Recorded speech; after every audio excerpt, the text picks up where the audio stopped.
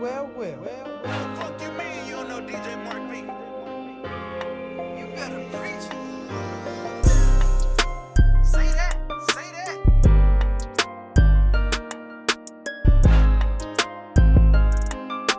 Oh, you better go now.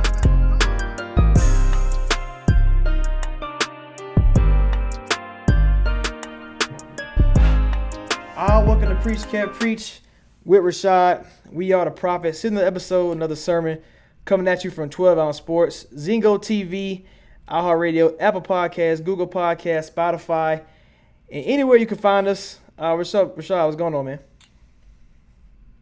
What's up, bro, man? Another week, another fun week of NBA news, man. A lot of crazy stuff coming up right now. Everybody killing Jordan for the last dance. Definitely. We got a guest for y'all, man. No straight into the show. I think it might be your third time. Low key, you might be the most popular one on our show. You can find them on NBA Quick Report on Twitter, NBAQuickReport.com. They've been featured on like Bleacher Report, USA Today, and stuff like that. Mike, what's going on? What's up, guys? Thanks for having me. Appreciate the plugs too. Hey, You guys are everywhere. No doubt. About No doubt. So first, I kind of want us to get into Bradley Beal. I think the rumor just hit maybe 2 hours ago, talking about the Nets and the Wizards making a possible deal. What do y'all think about that? First of all, do we think Bradley Beal need to be freed, or the causes on himself to be in Washington when he could have just walked away? Also, do you think the Brooklyn Nets have the package and have the assets to acquire a guy like Bradley Beal?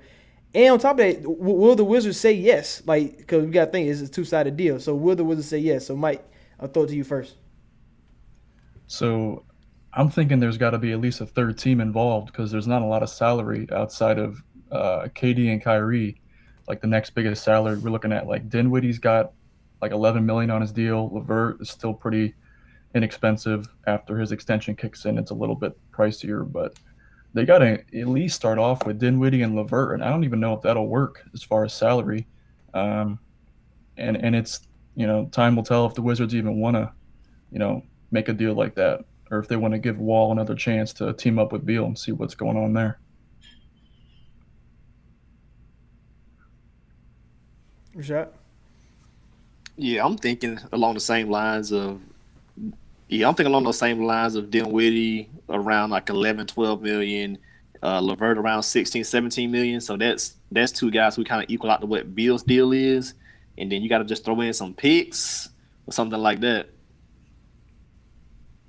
Yeah, I'm on the mindset. Well, if the Wizards make this deal, so they'll have I'll assume they get Dinwiddie and Caris LeVert, but it's like John Wall. Like John Wall's on the way back, and I'm kind of like, okay, well, the Nets' best things are guards, and do you think Washington want to play the OKC style with 3-point guards in the lineup, or would they want Jared Allen, who now found himself on the bench? So you got a couple guys that they do have the assets, I believe, but like y'all said, is the money going to match up?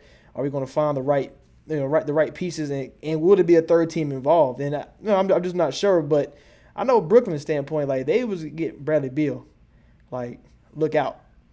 They'd be tough. Listen, there's one other player I'm going to throw out there. It'd be Victor Oladipo. I think he'd be easier to get for them than Beal, because you got to think the Pacers they're not going to be able to afford their core four of Brogdon, Sabonis, Turner, and Oladipo. And you got to think, was it last year or 2 years ago they went through all those the contract negotiations, and nothing really came of it. So his deal's cheaper. It's more of a rental, but I think they could get him for less than what they would get Beal for. You're probably right, especially with the injuries he just had. I'm thinking like the Oladipo thing. If they don't offer him what he's looking for, he's gone. Yeah. Yeah, I think he's looking for 20, 25 million. If they don't offer him what he's looking for, he's probably out of there. Mm-hmm. Yeah, I would hate to see Pacers lose Depot, because I feel like, man, this is a team that's always they're always a great built team. And Brogdon and Sabonis, they looking like young stars anyway. So I guess if that was, and you can get like a LeVert or Dinwiddie to Indiana, hey, They still gonna make the playoffs. So that Nate Right. McMillan, great coach. So you remember right? That's a cheaper option, easier option, and makes the most sense as far as money wise to get. Man, if it does happen, does Brooklyn win the title next year? If they stay healthy, I mean, you got to think all three guys got injury history, so that's tough. You got an Achilles, you got a quad, and shoulder. That's tough injuries in basketball. It's true. Man, I already put it out there last year. I had KD going to the Knicks, and I was like, they're gonna go to the finals. But after he didn't go there, I said, well, him and Kyrie healthy, they can go to the finals. And I'm hoping next year against the Warriors, so KD can prove that he was that key piece. Because everybody keeps trying to diminish what he did with the Warriors, but hopefully him and Kyrie can get there. Whether they get Bradley Beal or not, whether they get Oladipo or not, I just hope him and Kyrie can both get there. Right. Let's move on to The Last Dance. 10-part documentary finally done. It seemed like it just started yesterday. For first, I want to get like, did it live up to the hype? And it's kind of like, man, do we deserve more? Like, do the fans need to see more? I know there's a lot of like deleted scenes, stuff they didn't put in there. That it's a lot of stories they didn't talk about. They talked about Jordan leaving the game, but they didn't really talk about NBA during that time, except like Pippen quitting and stuff like that. But like, were y'all satisfied, or did it leave y'all wanting more? Well, you're always wanting more when it comes to basketball, so I'm gonna put that out there first. I mean, 10 episodes was a lot, though. Like, we got a lot of stuff out of it, but like you're thinking, it's like, damn, we got 10 episodes, but there's still so much more they could have gone with. Right. So they definitely could have spun more off of it. I mean, there's like Rodman, all his craziness. They could have done a whole 10-part episode on his Las Vegas trip, honest to God. So, I mean, I feel like they could have done more, but I'm not going to say it didn't live up to the hype because it was still pretty badass.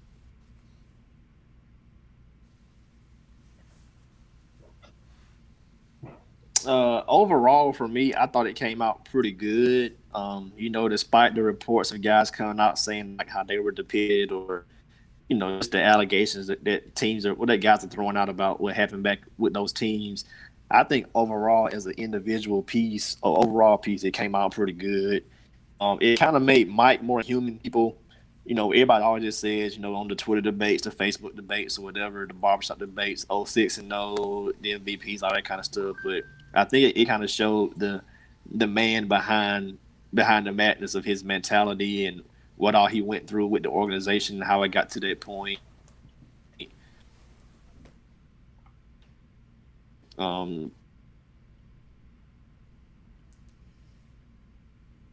I know say Scotty's not.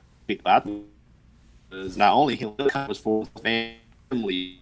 Or when he was trying to end the contract, a better contract, that was for him and his family. So, I think everything that Scotty did was for the betterment of himself and outside of sitting out for the team. But I think he came out better than anybody. So I was surprised to see he didn't like how it was depicted because Mike gave him a lot of props. Yeah, I have no idea why he was so mad. Coming out saying he was livid. I mean, obviously Pippen haven't said it is his camp or whatever, but I mean, outside of him quitting on the team, which he apologized right after, and the money contract, I mean, what else was the big deal? I don't know. Right, like everybody that was interviewed said they loved Pip, so I don't know how he could have been that mad about it. Yeah, that was a little crazy on that part. Yeah, the teammates all gave him props. Yeah. Yeah, I don't get it from that standpoint. Did anybody, for watching this documentary, did anything change? What you thought of Phil Jackson? What you thought of Scotty? What you thought of Mike? After all of these episodes. On Mike, it definitely changed a little bit. Like it kind of like softened my view of him because he got real emotional at the end of episode. What was it? Was it 7 or it was 7, 8? Yeah. Yeah, when at the very end there, they were asking him like if he was like a tyrant or a nice guy, and he almost like broke down and was like holding back tears, saying like, if you don't want to play that way, don't play that way. But it made him a lot more human. whereas other guys are talking about him as like this mythical creature, god type figure. Yeah, I kind of I like the Rodman side, and I feel like they was kind of after the Rodman episode when it was like for him for like what 20 minutes, they kind of just forgot about him. It made it seem like he wasn't a big part, him or Horace Grant to for that claim. Like they feel like they wasn't a big part of the team. But if you think about it, the Chicago Bulls. I know Jordan said without Pippen, there's no 6 rings, but I believe that Horace Grant and Rodman played a way bigger role than they portrayed. Horace Grant being more all around and Rodman being so elite on defense and rebounding. Like they felt like Rodman led the league in rebounding like 4 or 5 years, like averaging 15 rebounds. And we see the Vegas parties, all the stuff like that, him going off to Vegas, but they really kind of messed that up a little bit. Like it was a big three. It wasn't a big two in my eyes.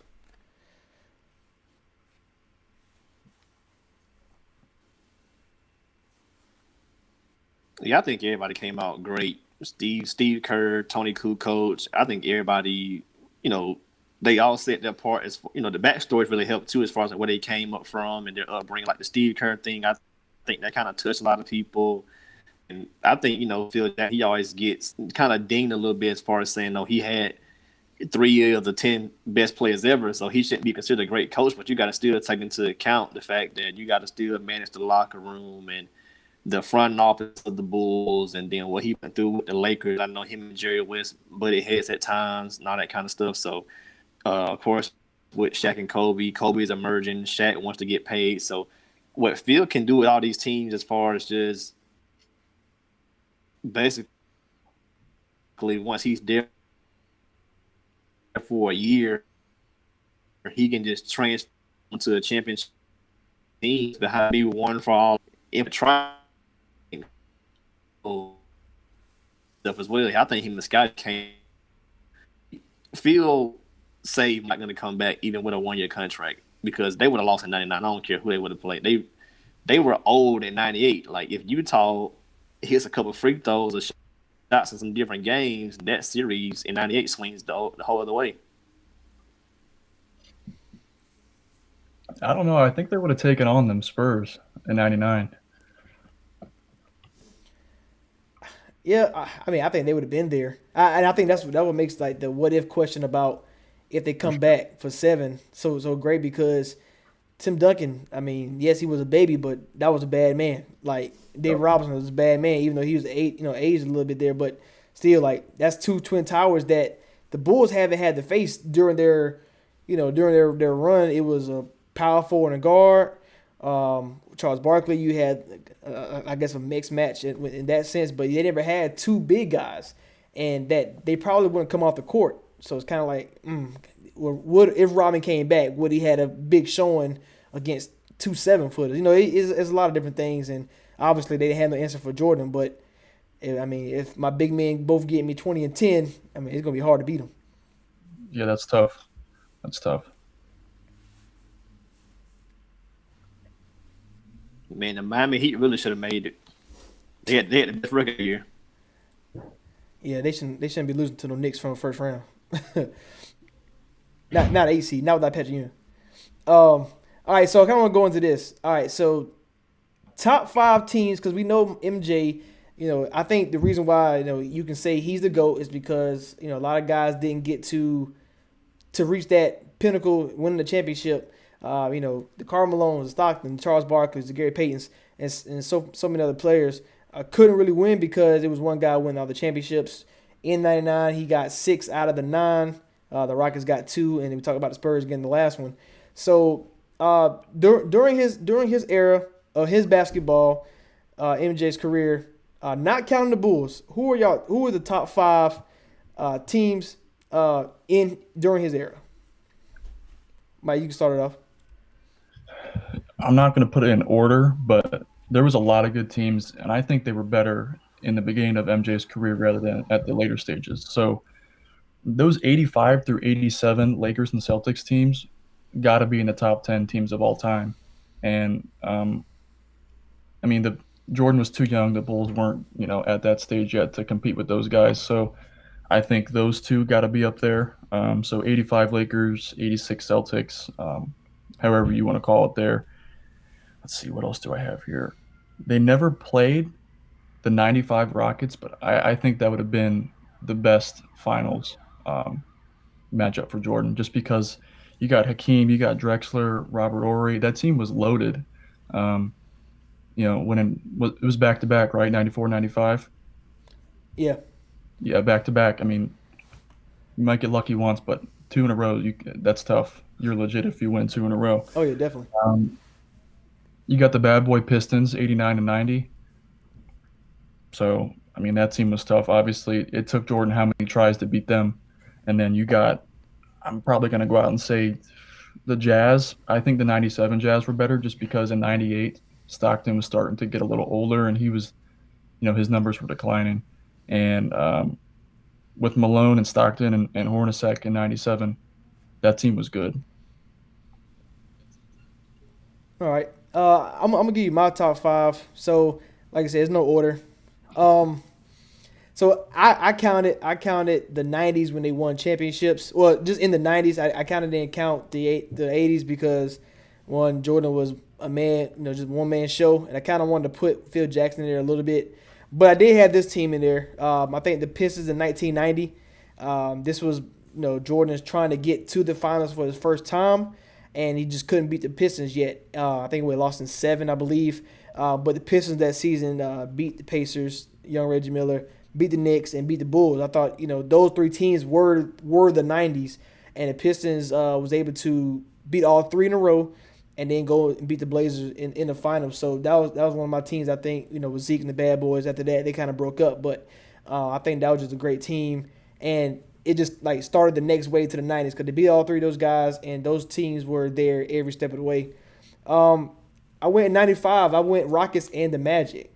You talk about the Rockets won the championship. Even though Jordan wasn't there, to the most of the season, I just thought that Hakeem and Clyde, when they got together, it went back to the old Houston Cougar days back in college. So, and I think that team would have been great. That 95 team was better than 94 in my opinion, just because you added Clyde, a shooting guard who can 100%, yeah. who can combat Jordan. 95, like I said, Magic, Shaq, and Penny, the new wave. They did beat Jordan in the playoffs, even though Jordan was number 45, and Nick Anderson taunted him there and said, that's 45, that's not 23. But this team could have been something special as far as a dynasty if Shaq didn't leave. But that 95 team was special. Nick Anderson, Horace Grant going there as well. That team was pretty stacked. And you said the 97 team was better, which I can understand. But I had the 98 Jazz. I think they had a great chance to win just because when you think of the way they were about to lose. So let's say they won Game 6. Game 7 was back in Utah again. They had 2 chances to try to win, and I think that was their best chance to me to win because going on the road in Chicago, do you really think they can win twice? That's kind of I don't think so. But I think Karl Malone was he was on a rampage. Even though he won in '97, I thought he was great in '98 as well. Then I went Pacers '98. I think the Pacers were if this Jordan team was coming back a little bit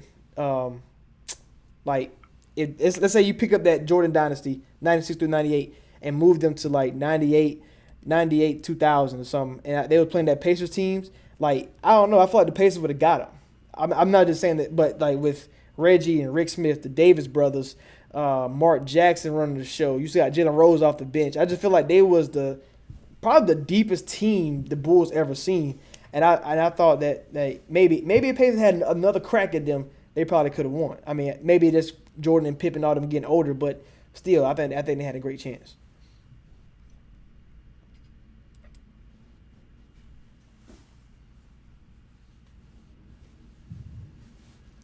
All right, Rashad. And for me, man, I went 2 '90s teams. I went the Lakers in '90. Yeah, I went the Lakers in '90, and I went the Pistons in '90. I think if the Bulls would have made it in '90, they would have lost the title anyway. I just think that Lakers team won about 60 games, and of course we know what Detroit and Mike on his come up. So I think the Lakers and Pistons of both '90 were good teams. I went the Suns. Um, if Barkley has a better game one or a potential Paxson miss, that title could swing to the Suns as well. So I went that team. I went in '97 Jazz. I know Kev said I went '97. That was Karl Malone's MVP year. And then my fifth team, I would have to say those '96 Sonics team because they had like a 4 or 5 year run. They were winning 55, 60 games perennially. So I think a '96 Sonics team things go a little bit different way. Maybe if Gary Payton is the glove and locks Mike up all 6 games, maybe they steal a different game or two here there and win the series. But those would be my five: the '90s Lakers, '90s Pistons, those '93 Suns, the '96 Sonics, and '97 Jazz. Hey, those '96 Sonics. You know, we talk about the '94 Sonics. You said they won like 56 games in a row. They lost first round to the Nuggets. I'm just saying. I'm just pointing out that this. Like, you ever realize like these teams, like we seen Charles one time, like we seen the Rockets got there twice only, and the Sonics got there once. It's like, man, I wish they could do a documentary on just the West teams fighting it out, each other, beating each other. Because we've seen Karl Malone them ain't get to the 97-98 season. I want to see like a documentary of just the West in the 90s all trying to go and lose to Jordan as the end result. But as far as getting there, man, it was hard to get there to finally see Jordan for those West teams that we pretty much named most of the West teams. It just hard to go through that battle and then have to see the best player in the league. Is there a year that you think the Bulls should have lost out of the 6 finals?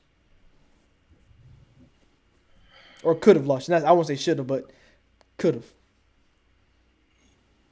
I don't know. It's hard to say. Out of all of them that they were in, I don't know. I honestly think though, if they would have played the Rockets in '94, '95, if Jordan was there and all that good stuff, I think they would have lost to the Rockets. Honestly. Yeah, I can see that. Shot.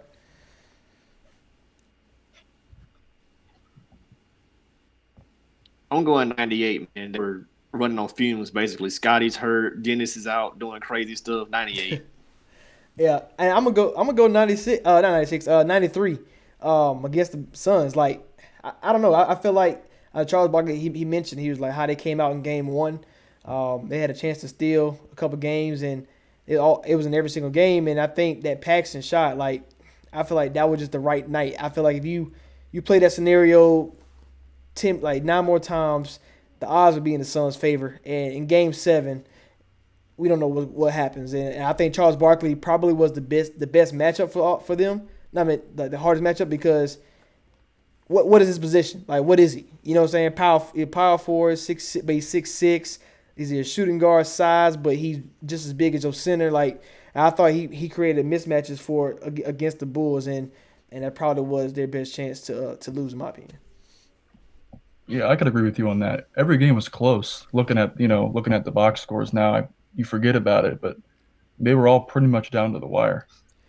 So a possession here and there can swing everything.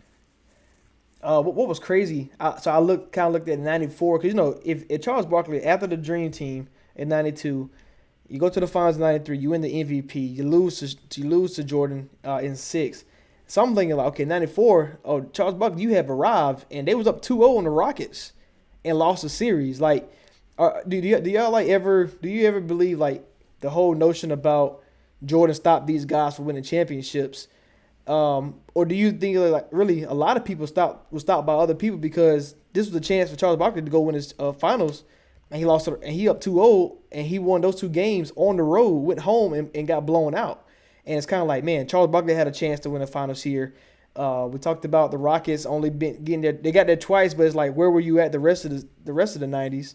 And it's so many times like that. And I kind of think the narrative of Jordan stopped this many people for winning rings is like, okay, yeah, at the end, but it's like they only had 1 or 2 chances.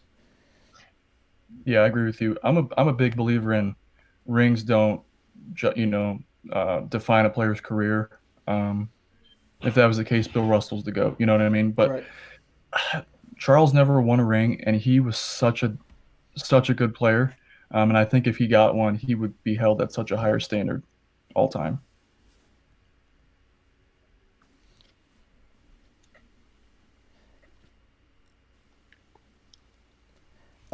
Before Yeah, I'm with you, man. I don't think rings equal greatness either. Like it's just some guys are right place, right time. yeah, yeah, I'm on the same tier because you got to think all these guys like all these greats and in the '90s like I put up a poll Mike the other day, and I said which era was the weakest.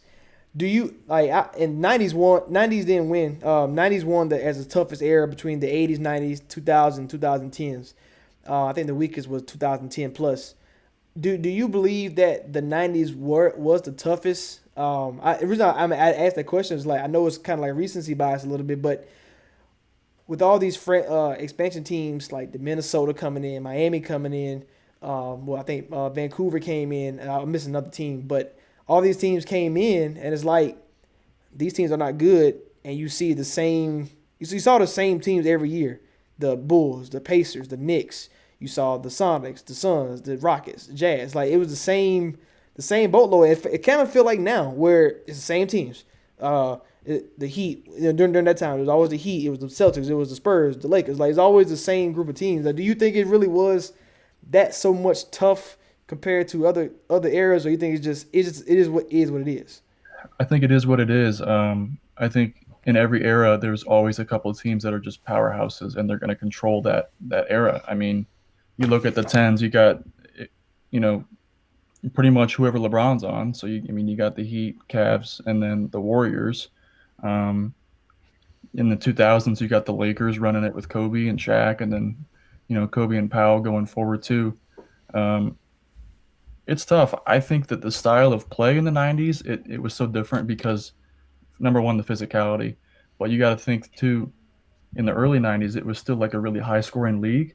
And then it like, just like that progressed into a, 80, 84, 81, finals victory. And you don't see that any day now. Um, we're seeing 120 plus point games by both teams in finals nowadays. Like it's crazy. But I think those days of low scoring are over. I think with the exception of like, for example, big Cavs fan, whatever, game 7, it was what, 93-89 in 2016. And that was like shocking. But back then, you're looking at 97, 98. That would have been like, wow, that's kind of high scoring because you had those guys in the 80s with final scores and 70s. Yeah, I thought that Jazz blowout loss only scoring 54. I was like, bro, that's crazy. What kind of like I need to go find and rewatch that game again because like No, you don't. that's a 42 that's a They 42 should they a should have 42 called it point the same blowout, thing. man. Yeah, Like That's a high school score. man, that was ridiculous. So I think the Warriors score 54 and a quarter.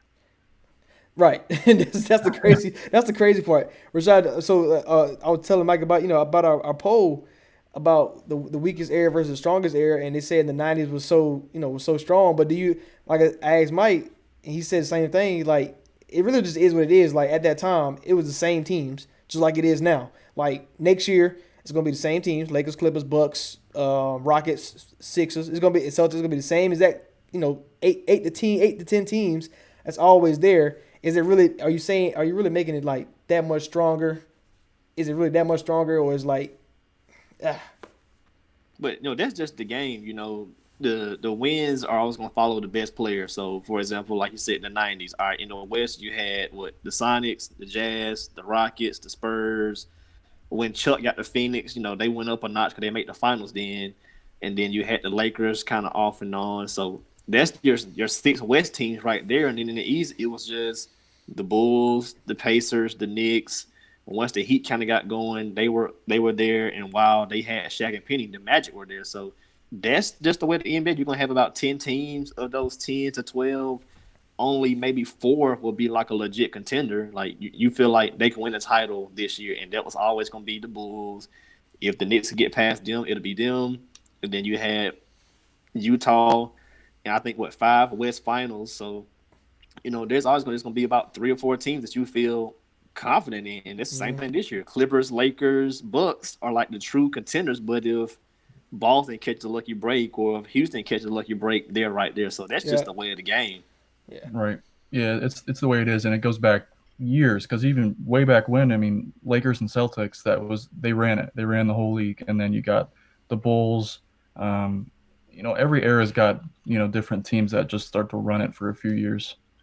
So Yeah, outside of the 70s, there was like that weird time when they were doing like the merge and all that kind of stuff, all that parody. But outside of that, like Mike said, from the 80s on now, if you look at it, It's not that many Celtics, champions. Celtics, Lakers, Pistons, Bulls, Rockets, yep. and then Spurs, Lakers. Right. Yeah. So like the titles follow the same people. Yeah, that's the crazy part. Like, even looking back at it, like we talked about the 80s being dominated by two teams, the 90s by one, and then the 2000s really two or three. And it's like, okay, so everything is still the same. I don't understand. They want to say everything's so good back then. All this debate about Jordan would score 50 now, Durant go back then he wouldn't, blah blah.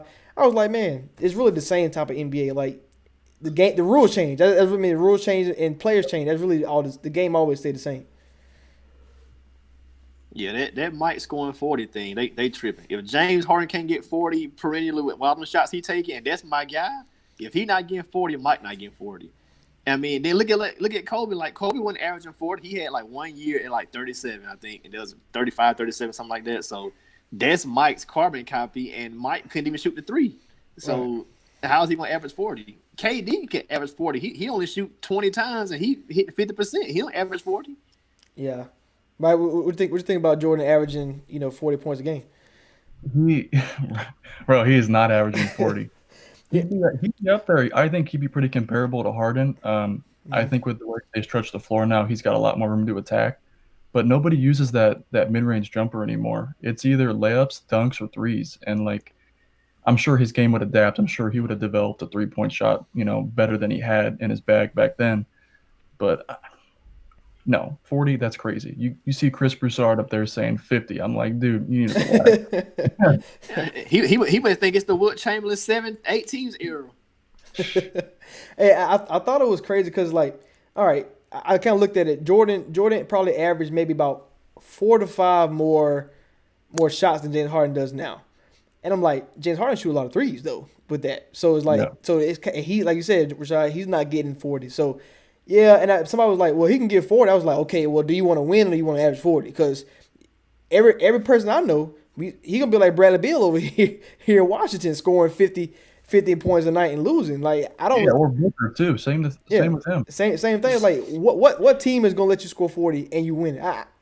That's not gonna happen. Like, because if you want to win a championship, your second best player got to get 25. Like, you know what I'm saying? Like, he got to get buckets. Like, and that's that could be the Bucks' downfall. Middleton doesn't score 25, or the Warriors had 3 guys who can get 25 any given night in the playoff game. So if you don't have that second scorer, he's not letting you take 25, 30 shots. Best believe it. Yeah, no way.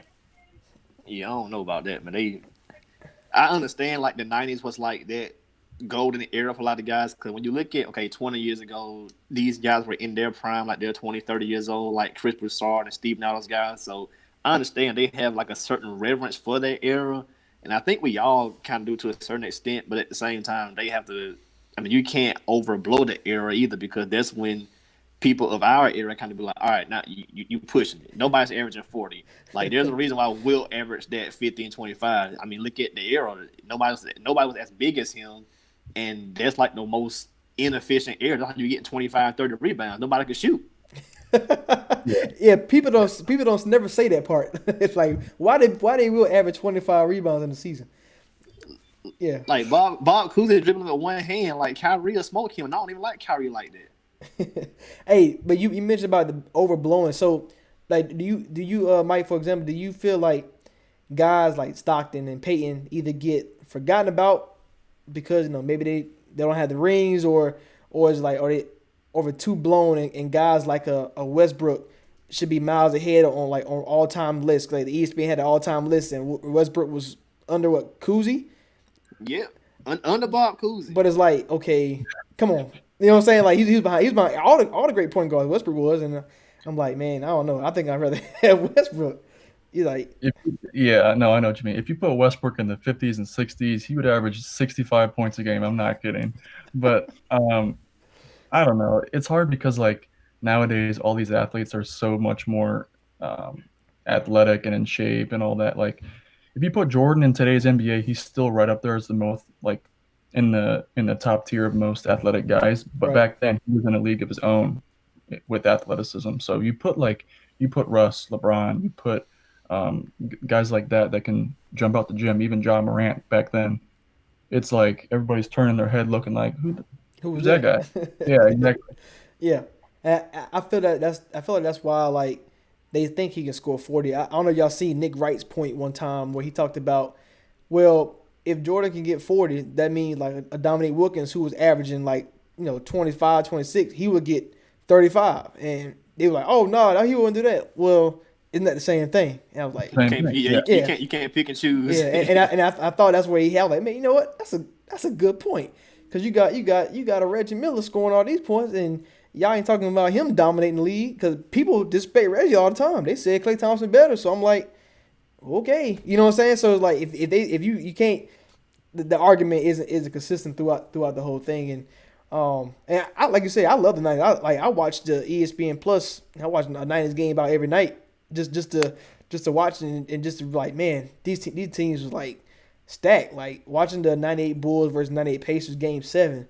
Like you talk about a great game of runs. Like Pacers started off hot, then the Bulls started up, then Pacers came back, and Reggie out there looking like an elite superstar. When we see like the Kevin Durant's when he just take over, I was like, man, Reggie, another three, and He was cold. yeah, we didn't have the bang, so I had to say it for the commentary because they didn't have it back then. So You got the voice for it. so yeah, that was pretty fun to watch. Is there anything else on The Last Dance that y'all wish that they would have portrayed more, or as far as like, okay, we didn't see this, but it's like why did you take this out? Because like you got a lot of deleted scenes. They didn't even talk about Ron Harper's story getting there.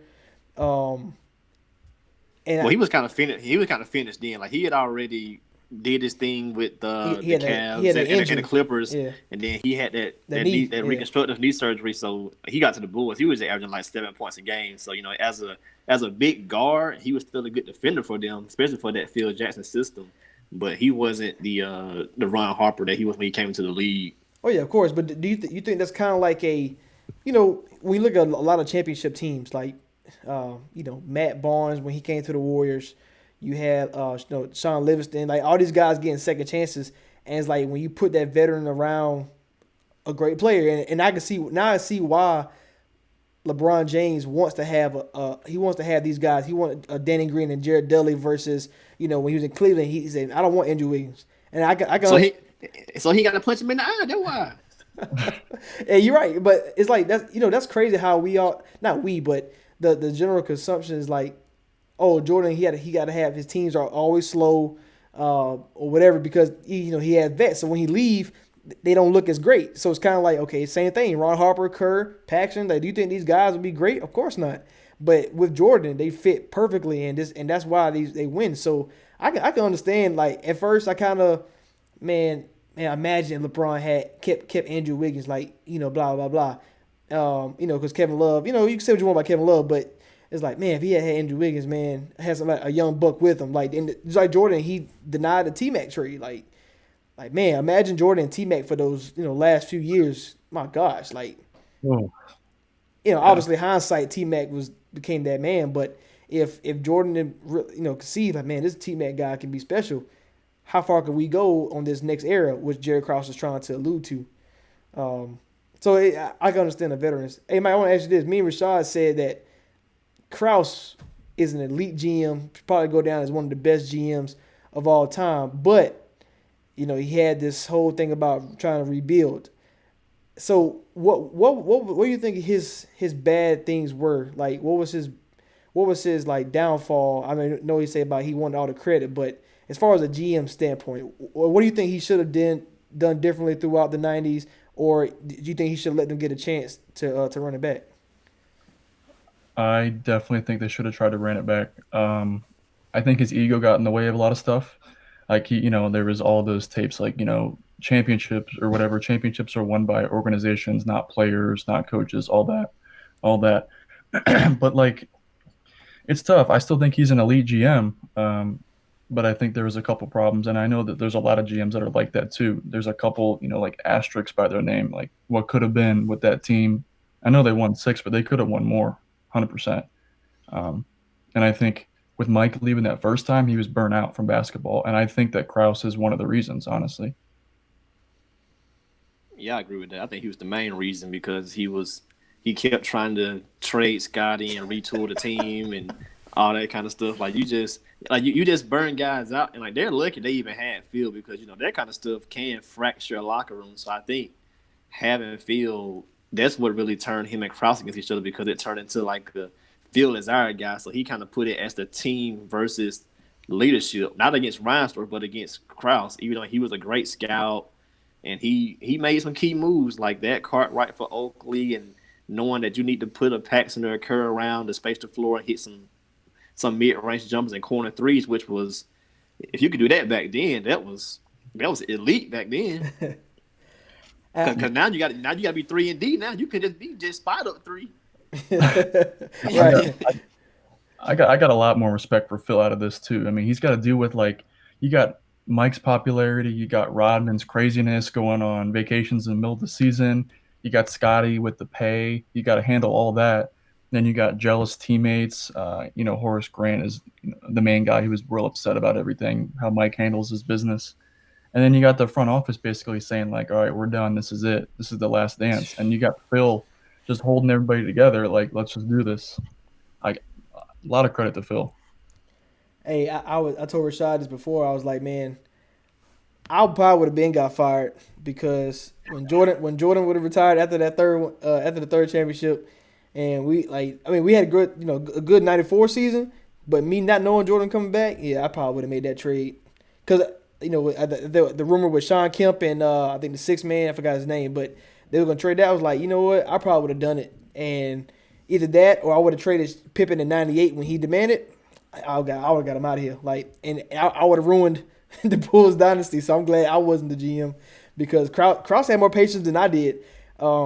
As far as like demanding trades, because now maybe it's more because of the era we in where you got guys demanding that want to get out all the time, and I'd be like, all right, and I would have cost the Bulls a '98 championship. I would have cost them '96, '97, and '98 because I would have got Pippen out of here. Well, Scotty would have had Twitter blowing up. Bleacher Report at Scottie Pippen demands trade.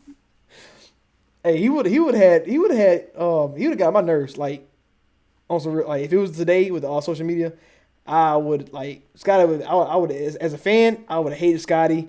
Nobody would have put up with that. Yeah, I just wouldn't do it. Scotty he'll be T.O. right now. Oh, trying to get to the Hall of Fame. Everybody hate T.O. That's how Scotty would be. All right, we're gonna take a quick commercial break and then we'll be right back.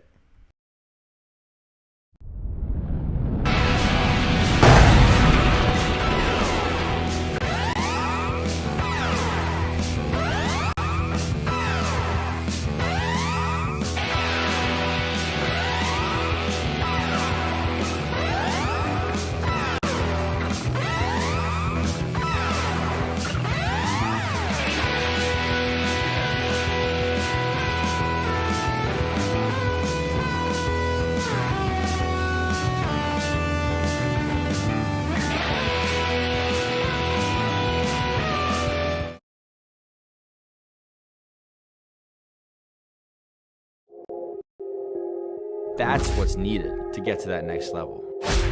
I'm Rob Pennell, and I'm going to teach you how to be an offensive machine.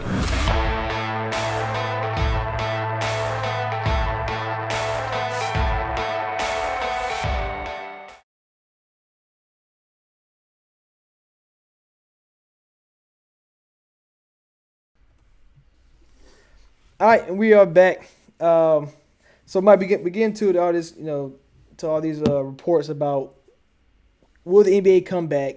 When's the right time? So I think we have seen a lot of updates recently about a training camp in June. possibly July starting back, and you have these host sites like kind of like summer league vibes where I guess the West teams will play in Vegas, East teams play in Orlando for the most part. What is your solution for the NBA as far as trying to come back through all this stuff? I mean, I think they're doing a pretty good job taking their time with it. But at some point they got to get it going, and I think they're doing that right now in the process. So, I mean, if they can shoot for that mid-July start date, it's going to put them at like what, early September finish, usually about a month or two. It depends how many regular season games they're going to do, if they even go through with that. But I just think this sets them up even more for the future of like shortening the season moving forward. Having the start date pushed back maybe towards Christmas and still finishing up at the same summertime like they had previously. But it's going to be interesting. I don't know how this will work without the fans. I know they talked about pumping in crowd noise like that. I don't know how that'll be kind of weird. WWE style. It's weird, man. I don't know. The NFL, you know how some of those teams are sneaky. They actually do, they do it for real sometimes. But I don't know. It'll be really weird to see that first game for sure without fans like that. Man, I hope they're done with the regular season, though. I hope everybody's played about the same amount of games. So, that's why every game counts. You should have won more earlier because anything can happen. So, everybody's about at 64, 67 games. Hopefully, they just go ahead and call it quits. Like, if you're in, you're in. If you're not, head to the lottery. I think what they should do because I think teams can file like lawsuits or something against the NBA for I guess, but it's kind of like, well, this is a pandemic, so it doesn't really count. But what it should do is have like some kind of different like schedule, like whoever the 8 seed is right now in the West. Memphis. You have the Grizzlies. Like make them kind of not. I wouldn't say a tournament because I don't really like that, but kind of like a all right, Memphis, you're gonna play Grizzlies this night. Grizzlies, then you're gonna play the team who trying to fight for AC, something like that. Because if you come out here, let's say you do give guys chances, but you make Pelicans play Lakers and Clippers, like what? I mean, do they really have a chance to get in there? No, so it's kind of like a cheat way to go out. But I mean, at the same point, it's like, okay, the Wizards was on the way, they was on the rise, they were like 3-4 games back from the 8 seed. So, but making them play Milwaukee and making them play the Celtics, they have no chance of getting in. So if you do, go ahead. Yeah, I was gonna say, what's the point of that? Like, right. I mean, some of these bottom feeder teams, like at this point, just scrap it. Right. So you might as well go and just start it because it's not gonna be fair however you try to shake it out.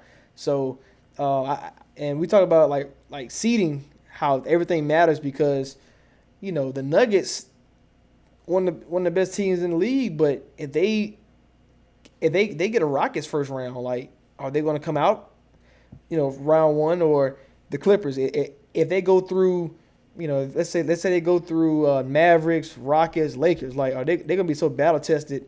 Are they going to come out? And it's like, man, with all these like without playing and trying to jump right back into elite form, it's like me and Rashad talked about last week. It's like, is the champion probably going to have an asterisk regardless, because at some point, let's say a player come out and get hurt. I mean, it's not fair and say like, well, he wouldn't have got hurt if the season kept going, because the training and the grind is so real. So your thoughts about if whoever wins, is it really an asterisk, or do you think they earn it?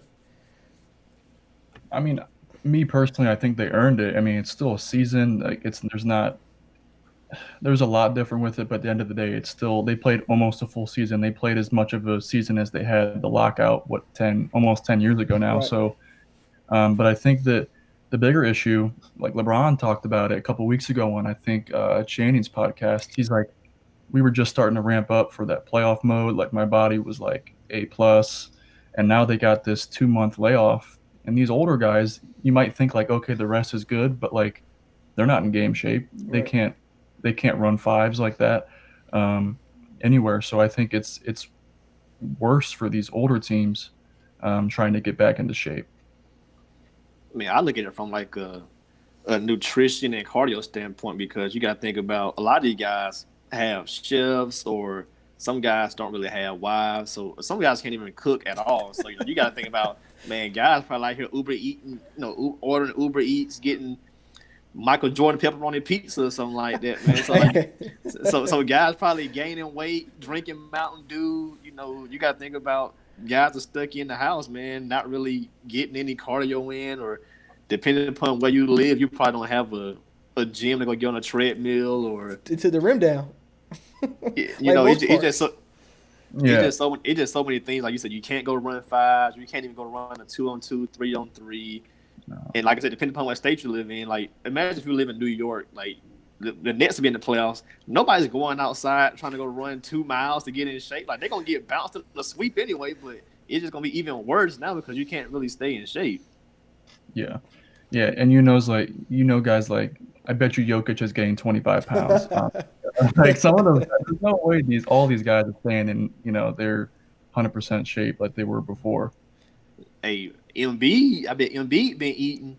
Oh yeah, He got nothing I like him, but he always had like the injury and weight concerns. So I'm pretty sure he might be out of shape right now. I like Embiid, but I'm just calling it how it is. I'm about to say the Sixers are definitely in a disadvantage, and so the Nuggets. I mean, because Jokic, he'll play 45 minutes. Like he like, man, he played a lot of minutes, but not really. He don't be moving. He just be out there. No. That's my guy. But it's like, man, yeah, I feel bad for. I mean, there's a lot of teams because if you don't have the guys who are like going back to the Last Dance to have that mindset of Michael Jordan, like it's gonna be kind of hard to just come out here and just try to ladder gag through the season or wherever we got, because like you said, July, finish September, and then the next season going to start the next month. Like how I don't know what's all going to be affected about this, and it's kind of like, man, is it going to go into next season, or are they going to start on time, or they're just going to push the next season back and just have a bunch of back-to-backs, which is what they're trying to get away from, So it's kind of like, man, now they're going right back to it, or the scheduling have to be you got to put like 5 home games in a row, so you don't have to worry about traveling. Like I wonder how all that's going to go down. New CBA. Yeah, that's true. They're going to have to alter the schedule. There's no way they can fit 82 because they start right around Halloween, don't they? Yeah, it's like the Yep. October 25th, somewhere around there. Yeah. So if the season's going to end in the middle of September this year, that's only a month turnaround. There's no way. Free agency, everybody. They get 3-4 months of time to get their bodies right and all that. They probably have to push back the start towards Christmas. Yeah, it's going to December because you still got to have draft lottery, the actual draft, and then a preseason. So it's going to December or maybe even January. Maybe a January through July type of thing. Yeah. The NFL draft they did pretty good with theirs as far as like not being able to, scout all the way and go to get team visits. So it might be the same thing, but they might have to do workouts online and watch them, shoot around or something. But it's like, yeah, you're going to need those months. And then, to be honest, it might even be better to start after Christmas. Like, just a whole new – I mean, because this year is going to have to get condensed down, too, because there's no way for agency. Like, a guy who coming up in his contract, like, the market's going to all been affected. So you probably just going to take a 1-year deal and come back because, all this like this. So, I mean, it's really terrible. And I feel bad for, like, you see all the rumors about Bucks and Giannis, Dak, because if he gets to the finals, he probably will stay. Versus, I might as well go and team up now and go to the Warriors, go to the Miami Heat, who has been rumored. So all that's going to be affected, and it's really BS. I mean, I know we had no really control about this virus as far as it coming over, but it really took a toll on the whole world, not just including sports. But it's like, man, how can we get back to normalcy with all this going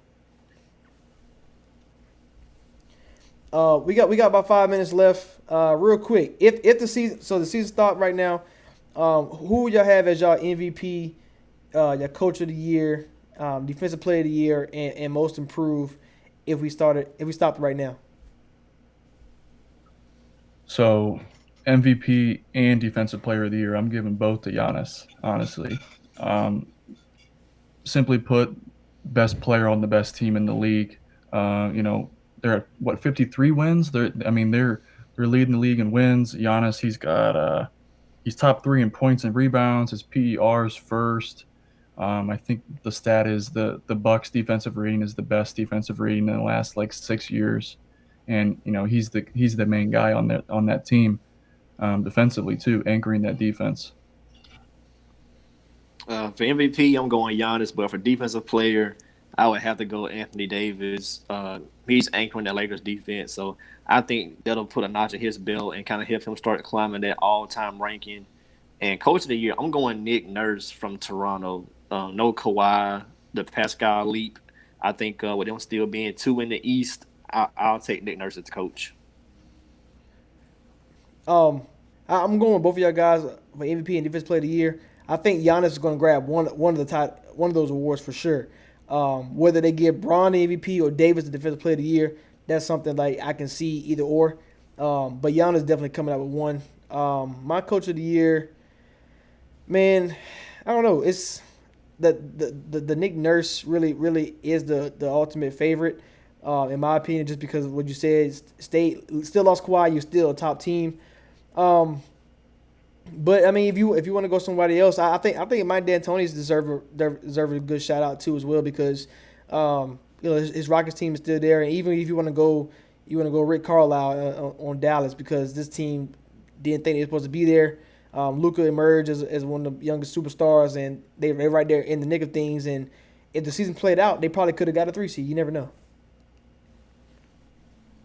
Yeah, the West is pretty tight right there from 3 through 7.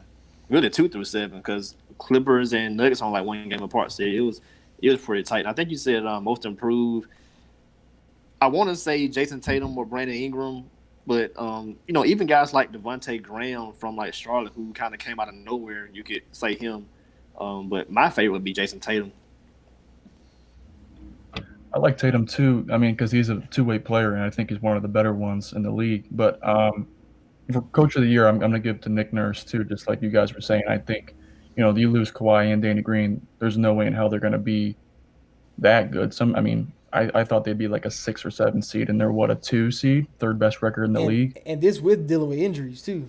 Right, exactly. With the emergence of Siakam too, that's crazy. But for improved, I'm going to say Brandon Ingram.